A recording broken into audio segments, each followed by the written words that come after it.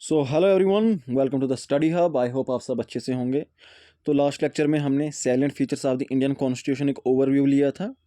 तो आज के लेक्चर में हम इन फीचर्स को अच्छे से डिटेल में डिस्कस करेंगे। ओके, देखिए सबसे पहला फीचर आता है हमारे कॉन्स्टिट्यूशन का कि भाई हमारा कॉन्स्टिट्यूशन कैसा है। तो हमारा कॉन्स्टिट्यूशन दुनिया का सबसे लंबा, सबसे बड़ा रिटन कॉन्स्टिट्यूशन है। ओके, तो दुनिया में जितने भी रिटन कॉन्स्टिट्यूशन हैं उनमें सबसे बड़ा, सबसे ज़्यादा लेंथी कौन सा है? हमारे इंडिया का कॉन्स्टिट्यूशन है। इवन कि जब 1949 में, जब कॉन्स्टिट्यूशन को 26 नवंबर 1949 जब कंप्लीट हुआ था, लिख दिया था पूरा का पूरा कॉन्स्टिट्यूशन, उस वक्त हमारे कॉन्स्टिट्यूशन के अंदर एक प्रियम्बल था। प्रियम्बल क्या होता है, ये हम प्रियम्बल के ऊपर अलग से एक लेक्चर लेंगे। 395 आर्टिकल, 22 पार्ट्स और 8 शेड्यूल थे। आई बात समझ? आज हमारे पास कितने हैं? आज की अगर हम बात करें, आज 12 शेड्यूल है, 25 पार्ट्स हैं और आर्टिकल कितने हैं? 400 प्लस आर्टिकल्स हैं। और एग्जैक्टली कितने हैं ये आप मुझे कमेंट सेक्शन में बताओगे। अभी तक, आज यहाँ मैं लेक्चर रिकॉर्ड कर रहा हूँ, अभी तक टोटल 106 कॉन्स्टिट्यूशनल अमेंडमेंट हुई है कॉन्स्टिट्यूशन के अंदर। यानी कि अमेंडमेंट का मतलब क्या है? उसको ऐड किया गया है या कोई चीज़ हटाई गई है। तो अमेंड करने से यूजुअली कोई चीज़ क्या होता है, उसके अंदर डाल दी जाती है।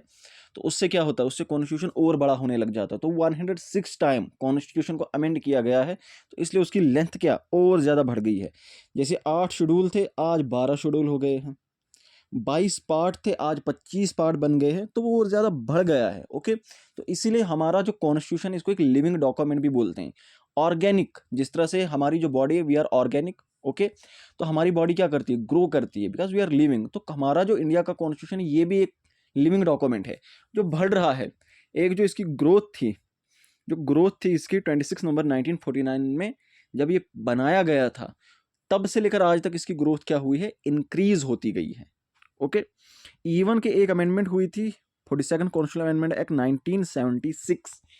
ये अमेंडमेंट इतनी बड़ी थी, इतनी बड़ी थी, इसके अंदर इतने मेजर चेंजेस किए गए थे कि इस पूरी की पूरी अमेंडमेंट को मिनी कॉन्स्टिट्यूशन कहते हैं।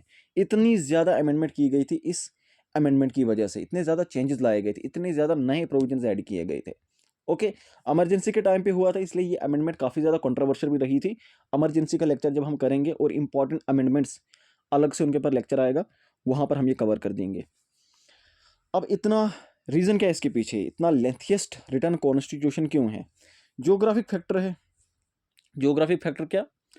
अलग अलग एरियाज, कहीं पे हमारे पास हिमालय के जैसे माउंटेन्स हैं, कहीं पे हमारे पास प्लेन्स हैं, कहीं पे डेजर्ट है, कहीं पे आइलैंड्स देखने को मिलते हैं।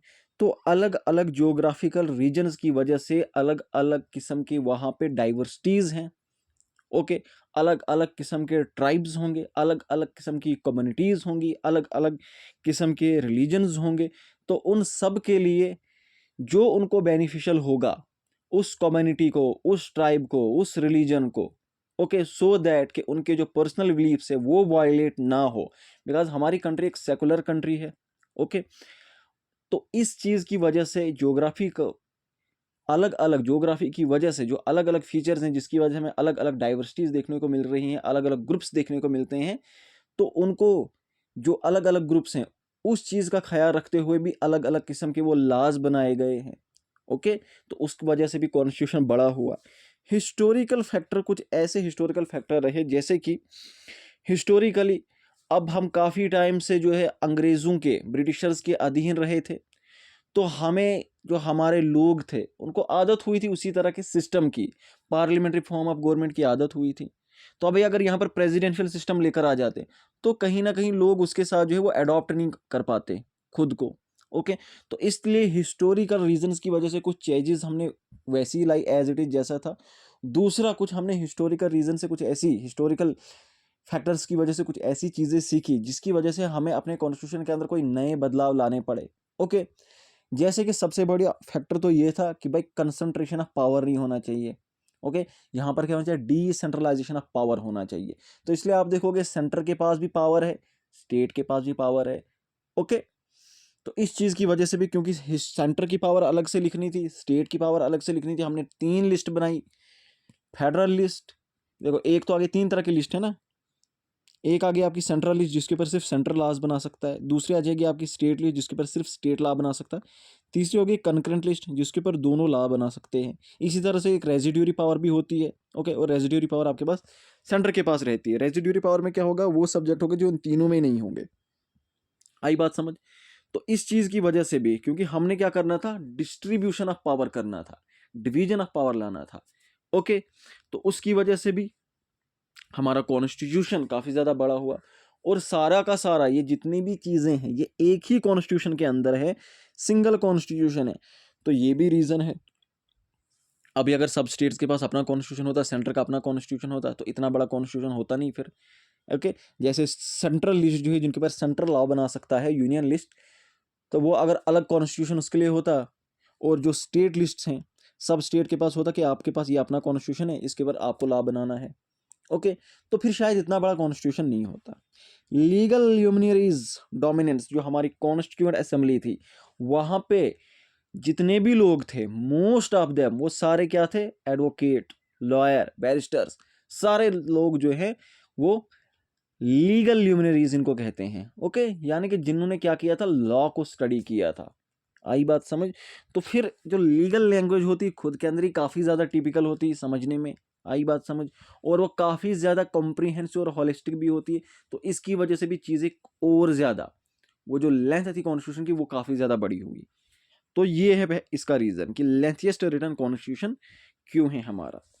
फिर यहाँ पे आता है हमारा कॉन्स्टिट्यूशन बोरोड कॉन्स्टिट्यूशन। एक ये भी एक सैलेंट फीचर है कि भाई हमारा जो इंडिया का कॉन्स्टिट्यूशन है, ऐसा ही नहीं है कि एक दिन उनको मन किया कहा चलो कॉन्स्टिट्यूशन चलकर बनाते हैं और बैठ जाते हैं एक जगह, नहीं।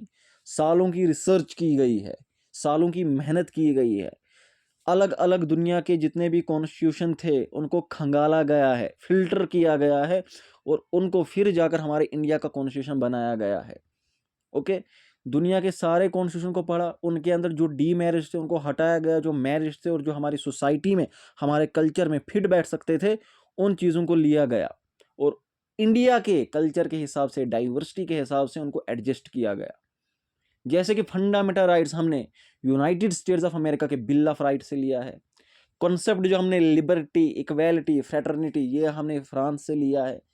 इसी तरह से पार्लियामेंट्री फॉर्म ऑफ गवर्नमेंट हमने ब्रिटेन से ली है, और बहुत सारी चीज़ें। इसके ऊपर क्वेश्चन अलग से आता है कि भाई इनमें से कौन सा फीचर हमने किस कंट्री से लिया है, तो वो मैं अलग से आपको बताऊंगा क्योंकि वो अलग चीज़ है। वैसे तो इसी स्लाइड में डालनी चाहिए थी, मैंने अभी ऐड नहीं किया, लेकिन वो मैं अलग से आपको नेक्स्ट लेक्चर में वो दिखा दूंगा, ओके, क्योंकि वो बहुत सारी चीज़ें और वो सब याद रखनी है उनमें से मोस्टली। जैसे कि कॉन्स्टिट्यूशन का जो स्ट्रक्चरल पार्ट है, ये हमने गवर्नमेंट ऑफ इंडिया 1935 से लिया है। ये हिस्टोरिकल बैकग्राउंड है कॉन्स्टिट्यूशन का, इसके ऊपर अलग से मैं लेक्चर बनाऊंगा, जितने भी वो एक्ट्स हैं वो आपको समझा दूंगा मैं, और उनको याद कैसे करना है वो भी वहीं पे बताऊंगा। तो गवर्नमेंट ऑफ इंडिया 1935 से हमने लिया स्ट्रक्चरल पार्ट। स्ट्रक्चरल पार्ट का मतलब है कि भाई हमारे कॉन्स्टिट्यूशन का स्ट्रक्चर कैसा होगा। स्ट्रक्चर इन द सेंस कि भाई कौन सी चीज़ कहाँ पे रखनी है, आर्टिकल्स कैसे फिट करने हैं, प्रोविजंस जो होंगे उनके अंदर वो कैसे बिठाने हैं, पार्ट्स को कैसे फिट करना है, किसको पहले रखना है, किसको बाद में रखना है। ये स्ट्रक्चर ये हमने कहाँ से लिया है, government of India 1935। Philosophical part जो है ये हमने लिया है अमेरिका और इरिश कॉन्स्टिट्यूशन से। फिलोसफिकल वो फंडामेंटल राइट्स हैं, ओके, फिलोसफिकल पार्ट है। Directive principle of state policies आगे आएगा, अलग से आ जाएगा। ये हमने कहाँ से लिया है, तो इस तरह की चीज़ें फिलोसफिकल पार्ट होते हैं। ये अमेरिकन और आयरिश कॉन्स्टिट्यूशन से लिया है। पॉलिटिकल पार्ट, भाई कंट्री में कौन सी गवर्नमेंट होगी, प्रेसिडेंशियल फॉर्म ऑफ गवर्नमेंट होगी या पार्लियामेंट्री फॉर्म ऑफ गवर्नमेंट होगी, ओके। ये आ गया आपका पॉलिटिकल पार्ट। ये हमने लिया है ब्रिटिश कॉन्स्टिट्यूशन से, और बहुत सारे प्रोविजन, कुछ कैनेडियन कॉन्स्टिट्यूशन से, कुछ जर्मनी कॉन्स्टिट्यूशन से, यूएसएसआर, फ्रांस, जापान, बहुत सारी कंट्री से हमने क्या किया है, बोरो किया है। तो this is again another important feature of the Indian constitution, that our constitution is a borrowed constitution, is called as borrowed constitution, okay.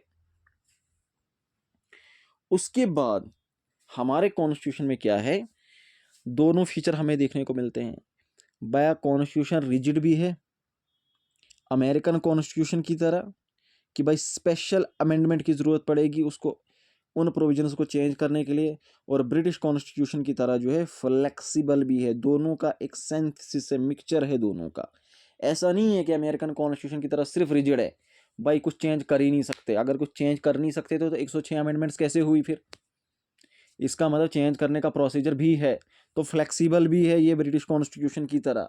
लेकिन ऐसा नहीं है कि सिर्फ ब्रिटिश कॉन्स्टिट्यूशन की तरह फ्लेक्सिबल है, कुछ भी उठाकर कुछ भी चीज़ अमेंड कर दो, नहीं। और ना ही ऐसा है कि अमेरिकन कॉन्स्टिट्यूशन की तरह इतना रिजिड है कि कुछ अमेंड नहीं कर सकते। सिंथेसिस है, दोनों का मिक्सचर है। आई बात समझ? कुछ ऐसे प्रोविजंस जिनको बहुत सिंपल मेजोरिटी से आप चेंज कर सकते हो, अमेंड कर सकते हो। कुछ ऐसे प्रोविजंस है जहाँ पर काफ़ी बड़ी एब्सोल्यूट मेजोरिटी की, स्ट्रॉन्ग मेजोरिटी की, स्पेशल मेजोरिटी की ज़रूरत पड़ती है उनको चेंज करने के लिए। ओके, तो ये मेजोरिटी, ये स्पेशल मेजोरिटी, सिंपल मेजोरिटी आपका टॉपिक नहीं, आपको नहीं समझना है। बस ये मैंने ऐसे डाल दी यहाँ पे, आपको मालूम हो जाए कि कुछ ऐसी चीज़ें हैं जिनको सिंपल मेजोरिटी से किया जा सकता है अमेंड, कुछ ऐसी चीज़ें हैं जिनके लिए आपको स्पेशल मेजोरिटी की ज़रूरत पड़ती है। फिर भैया ये फेडरल क्या होता है, ये यूनिटरी क्या होता है? वैसे तो ये एक लंबा टॉपिक है, फेडरल सिस्टम को समझाना, यूनिटरी सिस्टम को समझाना। मैं ना नटशेल आपको एक सिंपल सा फार्मूला बताता हूँ फेडरल और यूनिटरी का। देखो, यूनिटरी जब भी है ना, यूनिटरी समझना, सिंगल, यूनी, एक। यहाँ पर क्या होगा? कंसंट्रेशन ऑफ पावर होगा, सारी की सारी पावर एक सेंट्रल बॉडी के पास होगी। ओके, सेंटर पावरफुल होगा वहां पे। जबकि फेडरल में क्या होगा? फेडरल में जो आपके उस कंट्री को क्या किया जाएगा, अलग अलग एरियाज में डिवाइड किया जाएगा। जैसे हमारे यहाँ इंडिया में स्टेट्स हैं, उनको फेडरल यूनिट्स बोलेंगे। उनके पास भी पावर होगी, और ये पावर इनके पास कहाँ से आएगी? मेरी बात ध्यान से सुनना, ये पावर इनको कौन देगा? सेंटर नहीं, ये पावर इनको कॉन्स्टिट्यूशन देगा। अगर सेंटर ने पावर दी फिर तो वो फेडरल ही रहा, फिर तो वो यूनिटरी रहा। क्यों? क्योंकि सेंटर अगर पावर दे रहा है, सेंटर ले भी सकता है। ठीक है ना? तो ये थोड़ा डिटेल वाला टॉपिक है, यहाँ पे नहीं जाना उसमें। आप इतना याद रखना, यूनिटरी में क्या होगा? सेंटर पावरफुल होगा, एक ही बॉडी। फेडरल में क्या होगा? सेंटर तो होगा, सेंटर के पास भी पावर होगी, लेकिन जो बाकी यूनिट्स बनाए होंगे फेडरल यूनिट्स, जिनको हम यहाँ स्टेट्स कहते हैं, उनके पास भी पावर होगी। तो इंडिया में क्या है? सेंटर भी पावरफुल है, और हम देखते हैं इमरजेंसी के टाइम पे तो सबसे ज़्यादा पावरफुल हो जाता है। लेकिन स्टेट्स भी पावरफुल है ना? दोनों के पास अपनी अपनी पावर है। कॉन्स्टिट्यूशन दोनों को अपने अपने स्फीयर में पावर प्रोवाइड करता है। तो इसलिए ये क्या है? इसको बोला जाता है क्वासी फेडरल। दोनों के पास पावर है, दोनों का एक मिक्सचर है ये। ओके, ये भी दोनों का मिक्सचर है। फेडरल सिस्टम विद यूनिटरी बाइस भी कहते हैं, कहीं जगहों पे क्वासी फेडरल लिखा है। तो दोनों का मिक्सचर है। Okay, parliamentary form of government देखने को मिलती है, आगे पार्लियामेंट का पूरा चैप्टर आ जाएगा। फिलहाल के लिए यहाँ पर सुनो, पार्लियामेंट में क्या होता है? पार्लियामेंट का सिंपल मतलब ये होता है कि भाई आपके पास सेंटर में एक लॉ मेकिंग बॉडी होगी जो आपका कानून बनाएगी, और वो जो आपकी कानून बनाने वाली जो बॉडी होगी उसको हम पार्लियामेंट बोलेंगे। ये हमने ब्रिटेन से लिया है। हम इंडिया के पार्लियामेंट की अगर हम बात करें तो वहाँ पर दो हाउसेस देखने को मिलते हैं, एक लोअर हाउस है और एक अपर हाउस है। लोअर हाउस जिसको लोकसभा कहते हैं, अपर हाउस जिसको राज्यसभा कहते हैं। लोअर हाउस में हम क्या करते हैं? डायरेक्ट हमारी जो कॉन्स्टिट्यूंसी से जो एमएलए उठते हैं, इलेक्शन होते हैं, उनको वोट करते हैं, वो जाके लोकसभा में बैठते हैं। ओके, और राज्यसभा के लिए थोड़ा अलग प्रोसीजर है कि भाई जो हम एमएलए चूज करते हैं, वो एमएलए आपस में फिर क्या करते हैं? वो वोटिंग करते हैं, और वो एक को राज्यसभा का मेंबर बनाकर आगे चूज करते हैं, उसको राज्यसभा का मेंबर बनाते हैं। आई बात समझ? तो यहाँ पे और एक और डिफरेंस है, लोकसभा में, लोकसभा का 5 साल का टेन्योर होता है, राज्यसभा का कोई टेन्योर नहीं होता है। राज्यसभा कभी भी डिसॉल्व नहीं होती है, लेकिन इसमें जो मेंबर जाएगा वो मेंबर 6 साल के लिए जाएगा। मेंबर का टेन्योर होता है, बॉडी का टेन्योर नहीं होता, बॉडी परमानेंट होती है। ओके, नटशेल में बता रहा हूँ, थोड़ा आइडिया दे रहा हूँ आपको। ओके, तो ये यहाँ पर एक नॉमिनल, एक रियल एग्जीक्यूटिव होगा। नॉमिनल एग्जीक्यूटिव यानी नाम का, असल में पावर उसके नाम पे बहुत सारा लिखी होगी, लेकिन वो उनको एक्सरसाइज खुद नहीं करता होगा डायरेक्टली, वो उनको करता होगा मिनिस्टर्स की एडवाइस पे करता होगा। ओके, तो हमारे इंडिया में नॉमिनल एग्जीक्यूटिव हमारे प्रेसिडेंट साहब होते हैं, रियल एग्जीक्यूटिव हमारे प्राइम मिनिस्टर साहब होते हैं। रियल एग्जीक्यूटिव का मतलब जो असल में पावर को एग्जीक्यूट करता है, एक्सरसाइज करता है। मेजोरिटी पार्टी रूल होती है, इलेक्शन हुए, वोटिंग हो गई, तो जिस पार्टी ने सबसे ज़्यादा वोट स्कोर किए, सबसे ज़्यादा जिनके पास एमएलए बन गए, उनकी सरकार बन जाएगी। सिंपल सिंपल समझा रहा हूँ, आगे पार्लियामेंट के चैप्टर में डिटेल में बताऊंगा। उसके बाद एक और फीचर है collective responsibility of executive to legislature. ये लंबा टॉपिक, इसको छोड़ दो। लीडरशिप किसकी होगी? प्राइम मिनिस्टर की होगी सेंटर में, स्टेट में चीफ मिनिस्टर की होगी। इलेक्टेड हेड होगा, ये रिपब्लिकनिज्म का फीचर है कि भाई हमारी कंट्री की रिपब्लिक है, head of the state elected होता है जो प्रेसिडेंट है। और इसको वेस्टमिंस्टर मॉडल ऑफ गवर्नमेंट भी कहते हैं, जो हमने इंडिया में अडॉप्ट किया हुआ है। ये भाई parliament, Lok Sabha, Rajya Sabha, Westminster model of government. Westminster क्या है? बेसिकली इंग्लैंड में जगह का नाम है जहाँ पर उनका पार्लियामेंट है। ओके, उसी के नाम पे इसको वेस्टमिंस्टर मॉडल कहते हैं। फिर जुडिशरी, तो जुडिशरी इंटीग्रेटेड है, बस सबसे ऊपर क्या होगा? सुप्रीम कोर्ट होगा, उसके नीचे फिर हाई कोर्ट्स होंगे, हाई कोर्ट्स के नीचे बहुत सारे लोअर कोर्ट्स होंगे। हायरार्की देखने को मिलती है, लेकिन इंडिपेंडेंट है, इंटीग्रेटेड एंड इंडिपेंडेंट है। इंडिपेंडेंट होने का मतलब है कि भाई आप कोर्ट को ये नहीं बता सकते, सरकार नहीं बता सकती कि हमने कानून बनाया था, आपने इस कानून को नल एंड वाइड क्यों डिक्लेयर किया। सरकार ये नहीं बता सकती कि आपने हमारे एमपी, हमारी पार्टी के एमपी के ऊपर केस क्यों चलाया। ओके, तो इंडिपेंडेंट होने के बहुत सारे, और इंडिपेंडेंट क्यों है उसके भी बहुत सारे रीजंस है। कौन सी चीज़ सुप्रीम कोर्ट को, इन कोर्ट्स को इंडिपेंडेंट बनाती है, वो सारा जुडिशरी का टॉपिक है, वहाँ पे पढ़ेंगे। ये फीचर है, आपको एज अ फीचर इसको याद रखना कि भाई हमारे कॉन्स्टिट्यूशन का एक फीचर है कि हमारे पास जो जुडिशरी वो इंटीग्रेटेड और इंडिपेंडेंट जुडिशरी है।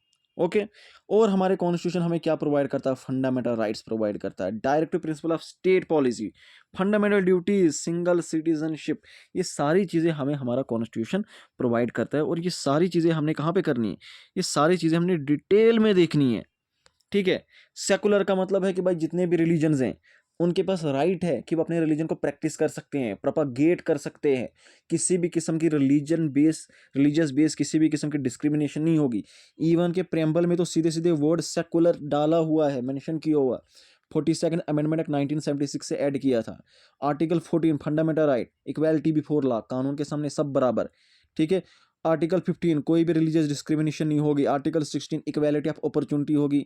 आर्टिकल 25 किसी भी रिलीजन को प्रोपोगेट करने का आपके पास राइट है। 26, 27, 28, 29, 30, 44 ये सारे आर्टिकल जो है फंडामेंटल राइट्स के अंदर है। और ये सारे राइट इंडिया को एक सेकुलर स्टेट बनाती है। सेकुलर का मतलब है जहाँ पर जिस कंट्री के अंदर रिलीजन के साथ किसी भी किस्म की डिस्क्रिमिनेशन नहीं की जाती, किसी भी एक रिलीजन को फेवर नहीं किया जाता है। ओके, 3 टायर सिस्टम है, 3 लेवल पे गवर्नमेंट देखने को मिलती है। एक तो सेंट्रल लेवल पे होगी central government, union government. State level पे होगी स्टेट गवर्नमेंट। और फिर लोकल लेवल पे, नीचे जब हम उतरते हैं लोकल लेवल पे 2 तरह की गवर्नमेंट देखने को मिलती है। अगर रूरल एरिया है तो पंचायत देखने को मिलेंगे, अगर अर्बन एरियाज हैं, सिटीज़ है, तो म्यूनसिपैलिटीज़ देखने को मिलेंगे। तो ये 73rd कॉन्स्टिट्यूशन अमेंडमेंट एक्ट 1992 से पंचायत बने थे रूरल एरियाज के लिए, और 74th कॉन्स्टिट्यूशन अमेंडमेंट 1992 से म्यूनसिपैलिटीज बनी थी। ये टॉपिक एज इट इज आपके सिलेबस में पंचायत मेंशन है, इसको डिटेल में करेंगे वहां पे। और क्या फीचर है, और क्या फीचर्स हैं? बस सिंथेसिस है, पार्लियामेंट्री सॉवरेनिटी है और जुडिशियल सुप्रीमेसी है। पार्लियामेंट सॉवरेन है, पार्लियामेंट के पास बहुत सारी पावर है, सॉवरेन है हमारा पार्लियामेंट। ओके, पार्लियामेंट की सॉवरेनिटी है, लेकिन जुडिशियली की सुप्रीमेसी है। पार्लियामेंट के पास पावर है, सॉवरेनिटी है, वो कॉन्स्टिट्यूशन को अमेंड कर सकती है। लेकिन वहीं पे अगर कोई गलत अमेंडमेंट की तो जुडिशली के पास पावर है, वो उस अमेंडमेंट को स्टक डाउन करेगी। एग्जांपल के लिए एक एग्जांपल देता हूँ। 2014 में national judicial appointment commission act बनाया गया था 2014 में, और एक अमेंडमेंट पास की गई थी। तो 2015 में सुप्रीम कोर्ट ने उस एक्ट को भी और उस अमेंडमेंट को भी, दोनों को ही नल एंड वाइड डिक्लेयर कर दिया, कहा कि भाई ये अनकॉन्स्टिट्यूशनल है। तो ये सुप्रीम कोर्ट के पास पावर है। इंडिपेंडेंट बॉडीज है कुछ हमारे यहाँ कॉन्स्टिट्यूशन में जो इंडिपेंडेंटली फंक्शन करती है। ठीक है, जैसे आपका यूपीएससी है, आई बात समझ। यूपीएससी आपका इलेक्शन कमीशन है, ये आपकी बाकी जितनी भी बॉडीज़ है, ये कैग है, ऑडिटर जनरल ऑफ इंडिया है, ये सारे इंडिपेंडेंट बॉडीज़ हैं। इमरजेंसी प्रोविजंस हमारे कॉन्स्टिट्यूशन में दिए हुए हैं। कोऑपरेटिव सोसाइटीज़ का कॉन्सेप्ट हमारे कॉन्स्टिट्यूशन में दिया हुआ है। ये सारी की सारी चीज़ें हमारे कॉन्स्टिट्यूशन में मौजूद है। और इनमें से मोस्ट ऑफ दी ऐसी चीज़ें हैं, जैसे मैंने फंडामेंटल राइट्स बताया, डीपीएससी बताया, जुडिशरी बताया, ये सारे टॉपिक्स हमने डिटेल में पढ़ने हैं, क्योंकि आपके सिलेबस में इंडियन पॉलिटी क्या, कोई भी ऐसा कंपोनेंट नहीं है जिसको एलॉबरेट करके बताया होगा इसमें आपने क्या पढ़ना है। तो इसलिए हमें इनको अच्छे से डिटेल में, कोई भी चीज़ नहीं छोड़नी है, अच्छे से कवर करना है ताकि आपकी प्रिपरेशन अच्छे से रहे। ओके, तो उम्मीद करता हूँ आपको समझ आया होगा। नेक्स्ट हमारा टॉपिक, तो कुछ दिन तो हमारा ये कॉन्स्टिट्यूशन वाला ही चलेगा। ठीक है, मैंने आपको सिलेबस दिखा भी दिया था, तो कुछ दिन ये कॉन्स्टिट्यूशन वाला है ना, इसके अंदर बहुत सारी चीज़ें आपकी आती हैं। जैसे कि सबसे पहले हमने देखा था बेसिकली कॉन्स्टिट्यूशन होता क्या है, ओवरऑल जर्नल व्यू लिया था हमने कॉन्स्टिट्यूशन होता क्या है। फिर उसके बाद हमने आज ये देखा कि हमारा पर्टिकुलरली इंडिया का कॉन्स्टिट्यूशन कैसा है।